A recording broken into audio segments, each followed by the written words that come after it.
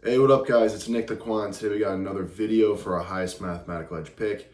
Yesterday we had the Chicago Cubs on the money line, my highest mathematical edge pick to date. That cashed. They won 7-2.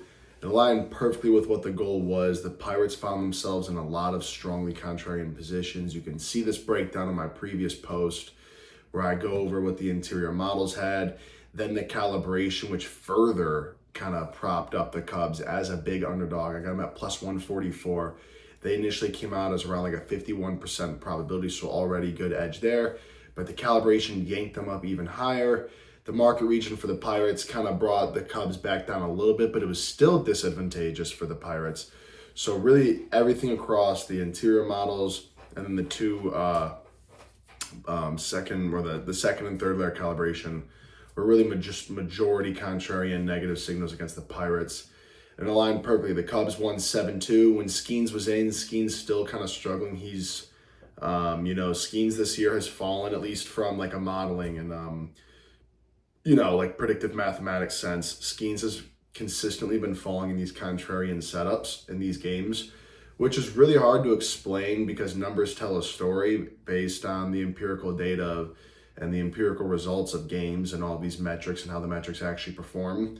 Why certain things perform the way they do is very fascinating, but Skeens consistently aligns in positions once you break down the math and you're trying to find edge. He's been on the receiving end a lot of the times of these contrarian signals, and yesterday was one of those. Just like against the Blue Jays the last time he pitched, and I had the Blue Jays. So it's been pretty interesting to see why that's, as far as why that's happening, it's hard to, to explain, but quantifiably, the numbers tell a story and you just have to listen and understand how to use them. And that's what we did. And we cashed on that over 6.5 units. That's my biggest play up to this point in the MLB season, and it hit. So that's great. Got to continue this momentum. This brings us into a new week. This past week, I profited just under 9 units. So performance has been really, been performing really well. And we're looking to continue that today. Got a bigger slate today. Yesterday was smalling at our 1 pick. We got 3 picks today. So again, before I go into this, if you want access to all of my free daily sports betting picks, you can go to my X account at NickTheQuant44. So you're not only being held to just this 1 pick that I post here on my YouTube where I do the analysis videos. But like I always say, I post my highest mathematical edge pick after I post all my picks on my Twitter. I specifically talk more about that one on my Instagram account, NickTheQuant.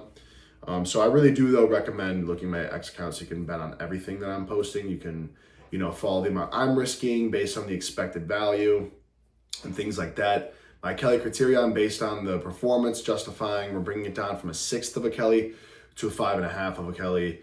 If performance keeps going well, then we'll bring it down to a 1/5 and so on.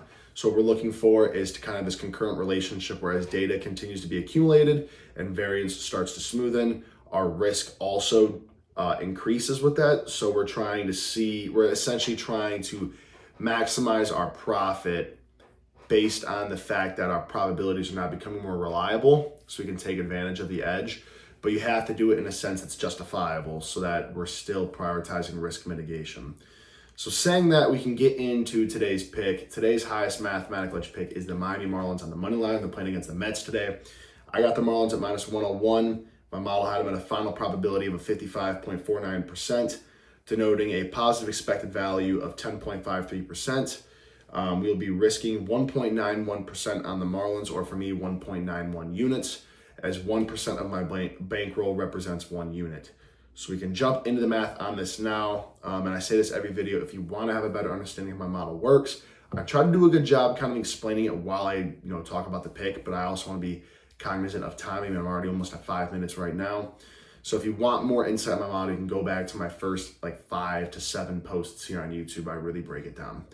So let's get into it. So these probabilities I'm going to speak on are those post-calibrated probabilities, meaning that the initial prediction the model produces, the calibrated probability of that is the historical, or should I say the empirical win rate of said prediction.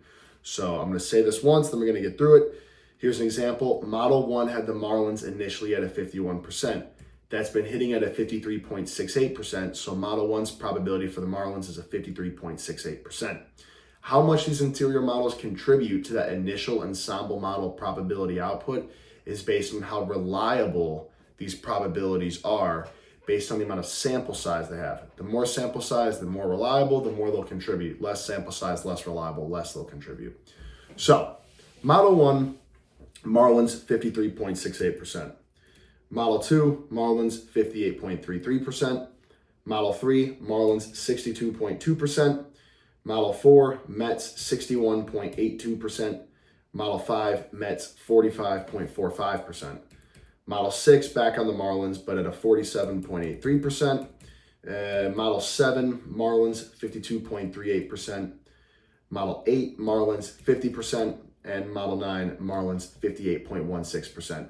So we can see that the overwhelming majority of my 9 interior models had initial predictions favoring the Marlins. And if I can just remember right there, I think technically only one was contrarian against the Marlins based on the initial prediction.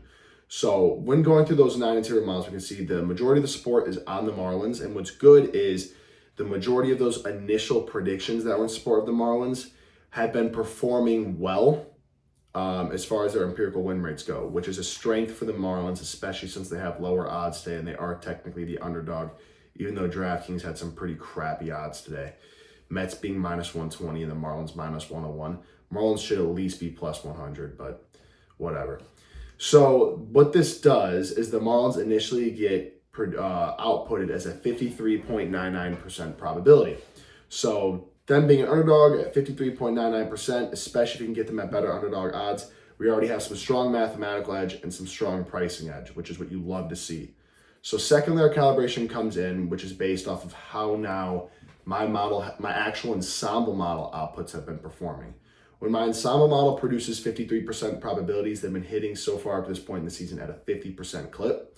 So empirical Bayes, which is a calibration that relies both on the model output and the actual real world results, the more sample size you have, the more the calibration starts to rely on the actual real world results, which is what you want. But if you don't have a lot of sample size, there's more weight or bias given to the actual initial model result. So the goal is as more data comes in, your empirical Bayes does this, and it shifts you to what actually the results are, which is the most optimal realistic form of calibration if you have enough data. So what that does is it brings down the Marlins to a 52.53% probability. So lastly, for this third layer of calibration, what we need to do is we need to take into account the market region of this game. The Marlins fall in a market region today that's been successfully pretty consistent throughout the season. It overall has a 61.05% win rate. So relative to the market, performing very well. And relative to the pricing for the Marlins, very big advantage. And relative to the pricing of the Mets, who are the favorite in this game, very big disadvantage. So we use that as our third layer calibration and we apply that. And what that does is it finalizes the Marlins at a 55.49% probability. So this brings us full circle back, like I was talking about at the beginning of the video. I got them at -101 odds. That's honestly unacceptable on the sides of DraftKings. I really need to get into line shopping. It's something that I'm just honestly, it's just tough because I have to allocate my money across, a lot of books and whatnot. And I need to do a little bit more research before I do that. But this is a perfect instance. I'm getting them at -101. I saw some books that had them at up to +120. So if I got them at +120 right now to 55.49% probability, that's substantial pricing edge and still good, strong mathematical edge at that 55.49. So, or even the Cubs yesterday. Some books had the Cubs up to a +160. I had them at +144. So it's so crucial to having a larger positive ROI. So anyways, though, got them at -101, 55.49% probability, expected value being at 10.43%, putting down 1.91%. So the Marlins are the play. And as always, if you want access to all of my sports betting picks, they're free on my account at NickTheQuant44. That way you're not limited to just this one pick. But anywho, let's continue just performing well, continue doing what we're doing, and keep stacking days. And I will talk to you guys tomorrow, and enjoy.